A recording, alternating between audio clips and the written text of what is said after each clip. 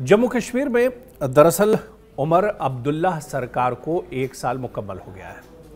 आपको याद होगा साल 2024 अक्टूबर का यही महीना था जब उमर अब्दुल्ला ने वज़ारत आला के ओहदे का हलफ लिया था और इसके बाद आप देखिए कि 1 साल मुकम्मल होने के बाद भी अब उमर अब्दुल्ला सरकार कहां पर खड़ी है, ये बड़ा सवाल है।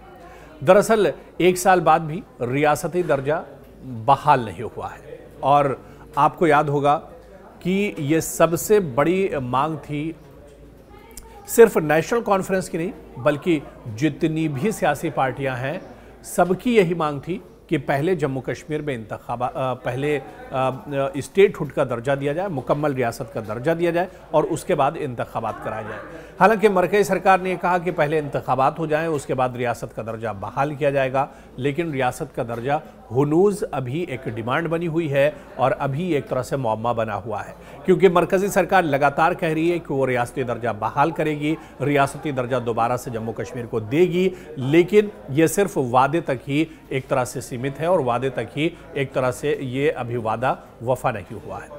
तो ऐसे में उमर अब्दुल्ला सरकार का 1 साल तो मुकम्मल हो गया, लेकिन इस 1 साल में और चुनाव के वक्त उमर अब्दुल्ला का जो सबसे बड़ा वादा था यानी रियासती दर्जे की बहाली, वो मुकम्मल नहीं हुआ है। इसी को हम समझने की कोशिश करेंगे कि उमर अब्दुल्ला सरकार का ये 1 साल कैसा रहा है और उमर अब्दुल्ला हुकूमत इस 1 साल में आज कहां खड़ी है।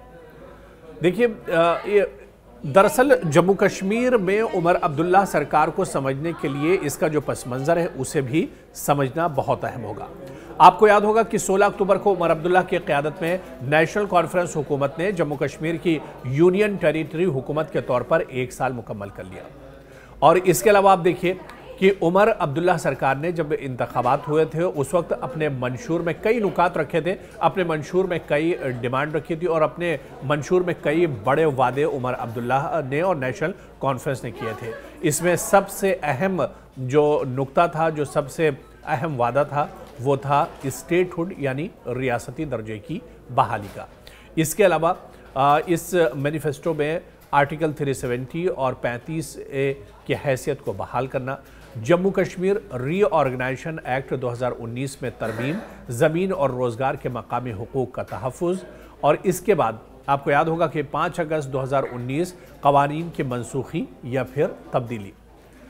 अब सवाल ये उठता है कि इस 1 साल में अब तक क्या कुछ हुआ है, क्या कुछ कदम उठाए गए हैं, क्या कुछ तब्दीली आई है।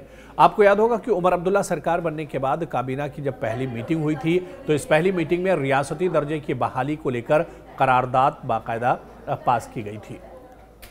असेंबली में खुसूसी हैसियत की बहाली के लिए मरकज़ से आइनी मेकनिज़म की दरख्वास्त की गई थी, लेकिन सवाल ये उठता है कि और बाकी वादे कहां पर हैं, क्योंकि जम्मू कश्मीर एक ऐसी रियासत है जहां पर इंफ्रास्ट्रक्चर की बहुत कमी है, जहां पर बहुत से मसाइल हैं, बल्कि यूं कहा जाए कि मसाइल का अंबार है। क्या आवाम के जो बुनियादी मसले हैं वो हल हुए हैं या फिर 370 और स्टेटहुड के चक्कर में ये वादे भी पूरे नहीं हुए हैं। तो जो बुनियादी मसाइल हैं, जो बुनियादी मसले हैं, जो देरीना मसाइल लोगों के हैं, जो मांगे थी, क्या वो उमर अब्दुल्ला सरकार में पूरी हुई है? दरअसल इसे भी समझने की ज़रूरत है। आप देखिए कि हुकूमत ने दलील दी कि हमने फलाही इक़दामात पर तवज्जो दी है, यानी 1 साल का जो कार्यकाल है, 1 साल की जो मुद्दत है, इसमें उमर अब्दुल्ला सरकार का कहना है कि वो फलाही इक़दामात पर लगातार तवज्जो दे रहे हैं और हुकूमत दावे भी कर रही है कि गरीब दुल्हनों के लिए शादी इमदाद के लिए 50,000 से बढ़ाकर 75,000 रुपए की मदद की जा रही है। ख़वातीन के लिए मुफ्त bus service, inter district smart बसें, एकेडमिक सेशन की बहाली और इसके अलावा ज़मीन की खरीदो फरोख्त पर स्टैंप ड्यूटी में नरमी, गरीबों को मुफ्त राशन की स्कीम, ये तमाम वादे थे जो दरअसल किए गए थे और उमर अब्दुल्ला सरकार का कहना है कि ये वादे पूरे हुए। लेकिन सवाल यह है कि ये सब फलाही इक़दामात अपनी जगह, मगर सियासी वादे क्या सिर्फ दिखावा थे जो कि इंतखाबात के वक्त किए गए थे।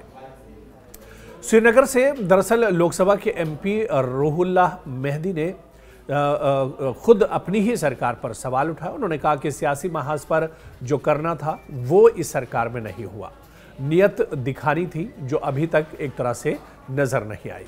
और आप देखिए कि हुकूमत सिर्फ नई दिल्ली और बीजेपी को खुश करने में लगी हुई है।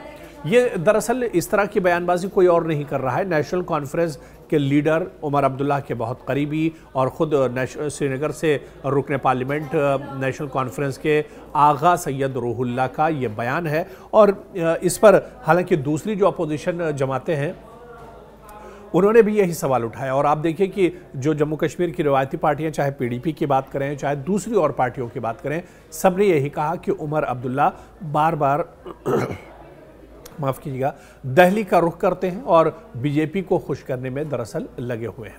असल वादे, अवामी खुद मुख्तारी, रियासती शनाख्त और आइनी तहफ़्फ़ुज़ात पर खामोशी इख्तियार की गई है इस सरकार में, ये दरअसल इल्ज़ाम लगते रहे।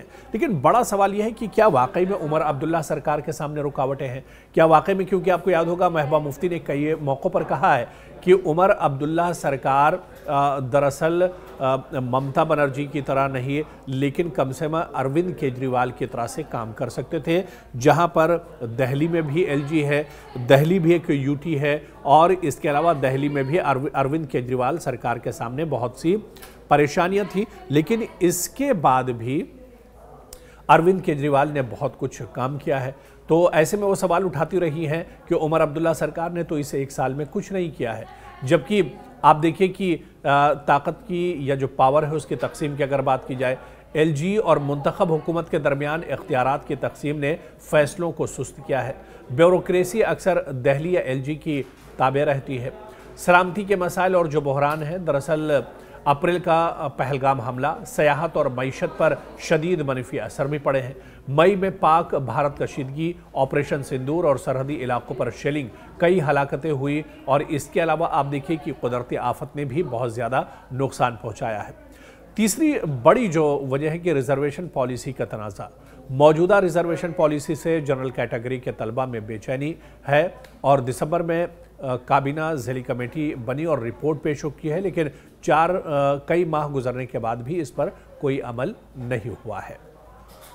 तो कहीं ना कहीं उमर अब्दुल्ला सरकार ने वादे तो बहुत किए, लेकिन ये वादे ज़मीन पर नहीं उतरे और इसी वजह से अपोजिशन उमर अब्दुल्ला सरकार को घेर रही है। हालांकि इस बीच उमर अब्दुल्ला दिफा करते नजर आए अपनी सरकार का और उन्होंने बार बार ये कहा, मुतअद्दिद बार कहा कि जब तक इख्तियारात का बंटवारा ख़त्म नहीं होता है और रियासती दर्जा बहाल नहीं होता है, हम बहुत कुछ नहीं कर सकते हैं।